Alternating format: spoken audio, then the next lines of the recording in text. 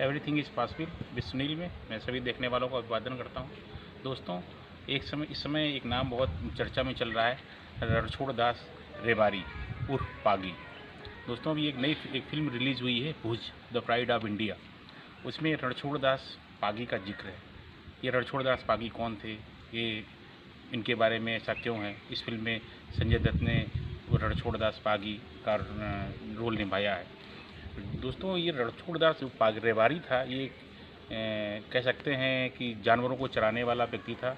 और इसका जो जन्म हुआ था वो तत्कालीन पाकिस्तान में हुआ था 1901 में। लेकिन जब भारत और पाकिस्तान का बंटवारा हुआ तो वहाँ पर लोग पाकिस्तानी जो सेना थी वो इसको परेशान करने लगी, तो ये वहाँ से निकल के गुजरात के कच्छ के बनासकांठा में आ गए, वहाँ रहने लगे।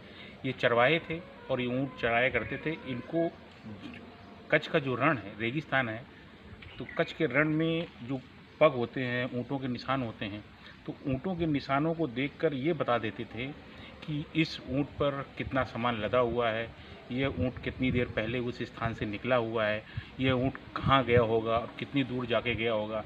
मतलब रेगिस्तान में पैरों के निशानों को देखकर ये पूरा अंदाज़ा, सटीक अंदाज़ा लगाते थे, जैसे कि किसी कंप्यूटर ने लगाया हो। ये थी इनकी विशेषता, इसी कारण इनको पागी नाम दिया गया था। 1959 में इनकी इस विशेषता के कारण बनराज सिंह झाला जो एसपी थे बनासकांठा के, उन्होंने इनको सरकारी नौकरी दे दी। और वो जो सरकारी नौकरी दी वो पुलिस और सेना की मदद करने के लिए, उस समय जो बनासकांठा से जो भारत और पाकिस्तान की सीमाओं पे जो लोग घुसते थे उनको पकड़वाने के लिए। लेकिन इनका सबसे बड़ा उपयोग हुआ 1965 की युद्ध में। दोस्तों, 1965 की युद्ध में क्या हुआ कि पाकिस्तानी सेना ने एक आक्रमण कर दिया और एक झारकोट जगह है वहाँ पर, और वहाँ पे 100 सैनिक, भारतीय सैनिक मारे गए और उस पोस्ट पर पाकिस्तानी फौज का कब्जा हो गया। अब जब उस पर कब्जा हो गया तो वहाँ तक पहुँचे कैसे? 10,000 सैनिकों को वहाँ तक पहुँचाने की जिम्मेदारी जो थी वो कैसे निभाई जाए, क्योंकि कच्छ का रण जो था वो एकदम सपाट है, प्लेन है।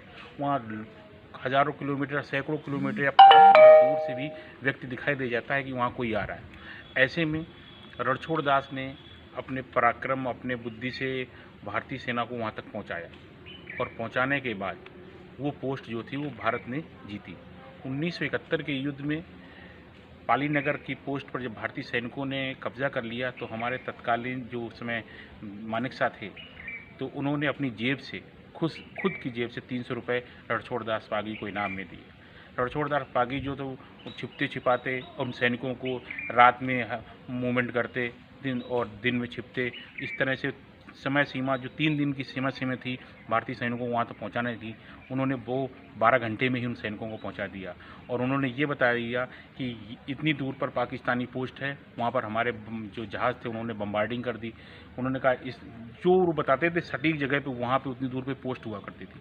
1971 में क्या हुआ, जब भारत पाकिस्तान का युद्ध चल रहा था तो भारतीय सैनिकों के पास गोला बारूद ख़त्म हो गया, तो ये अपने ऊँटों पर लाद कर गोला बारूद भारतीय सैनिकों तक पहुंचाते थे, और अपने ऊँटों पर बैठ के ये पाकिस्तान में घुस जाते थे और वहाँ की पूरी लोकेशन को ट्रेस करके लाके भारतीय सैनिकों को दे दिया करते थे। जो पालीनगर की पोस्ट जो हमने जीती थी, जहाँ तिरंगा फहराया था, वो इनकी बदौलत ही जीती थी। मानेकशॉ इनसे बहुत खुश हुए थे। दोस्तों, मानेकशॉ 2008 में जब वेलिंगटन तमिलनाडु हॉस्पिटल में भर्ती थे तो बेहोशी की हालत में वो पागी पागी ही चिल्लाते थे। तो लोगों ने उनसे पूछा कि पागी कौन है, तो उन्होंने बताया कि 1971 का जिक्र किया उन्होंने कि पागी वो व्यक्ति है जो रेगिस्तान में ऊँटों के चिन्हों को देख कर बता देता है कि ऊँट कितनी दूर गया हुआ, तुम्हें सामान कितना, सब कुछ उन्होंने बताया। बोले मैं पागी के साथ डिनर करना चाहता हूँ।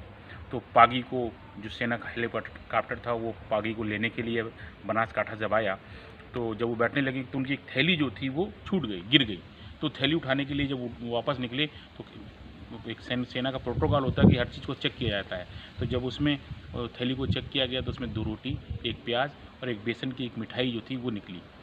तो जब वो लेके पहुँचे तो उन्होंने डिनर किया। 1 रोटी मानेकशॉ ने खाई और 1 रोटी पागी ने खाई। और 2009 में जब मानेकशॉ की मृत्यु हो गई तो उन्होंने भी सेना से सेवानिवृत्त ले लिया और इनको 3 राष्ट्रपति पुरस्कार मिले। पागी के नाम पर उनके गांव, जो उनका बनासकांठा में सुई गांव है, वहां पर एक पोस्ट बनाई गई, वहां पर एक मूर्ति लगाई गई। और अभी आज की जो लेटेस्ट न्यूज़ है, वो 990 जो पिलर है भारत और पाकिस्तान का, उस पिलर का नाम भी पागी पिलर कर दिया गया। दोस्तों, ये जो चूँकि ये नाम बड़ा हाईलाइट हो रहा है पागी, क्योंकि ये अभी एक फिल्म रिलीज़ हुई है, इस संदर्भ में मेरा वीडियो था। अच्छा लगा हो तो सब्सक्राइब करें। जय हिंद, वंदे मातरम।